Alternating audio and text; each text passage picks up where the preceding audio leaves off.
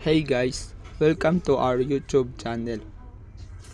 So, before this lesson, my understanding of media was really simple. I only saw media as something I use every day without even thinking about it. For me, media was just Facebook, YouTube, TikTok, TV, radio, and all the apps I usually open. I thought media was mainly for entertainment, communication, and getting updates about what's happening around me. I use it to watch videos, talk to friends, and check the news, but I didn't really pay attention to how it works or how it affects my thinking. It was just part of my daily routine, something normal and familiar, and I never looked at it in a deeper way. But after learning this lesson, my view of media really changed. I realized that media is more than just posts, videos, or entertainment.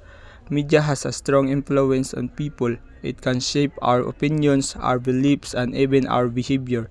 I learned that media can inform us, educate us, entertain us, and connect us with people from different places. It plays a big role in society, and it affects the way we see the world.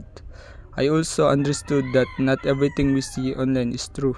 Before, I sometimes believed things right away, especially if many people were sharing.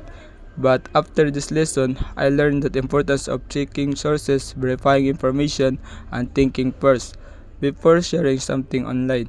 Media literacy taught me how to understand information better, how to spot fake news, and how to avoid being misled by false information or edited content.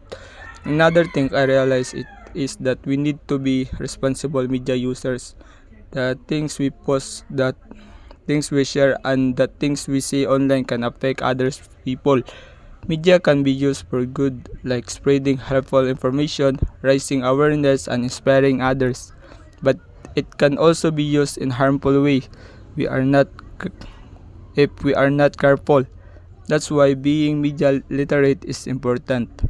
It helps us make smart and safe decisions whenever we go online. Overall, my perspective my perspective changed from seeing media as something simple and ordinary to understanding that it is a powerful tool that can influence our lives. Now, I know how important it is to think, evaluate, and reflect before believing or sharing anything. Media is not just something I use every day. It is something I should understand and use wisely. Thank you for watching, guys.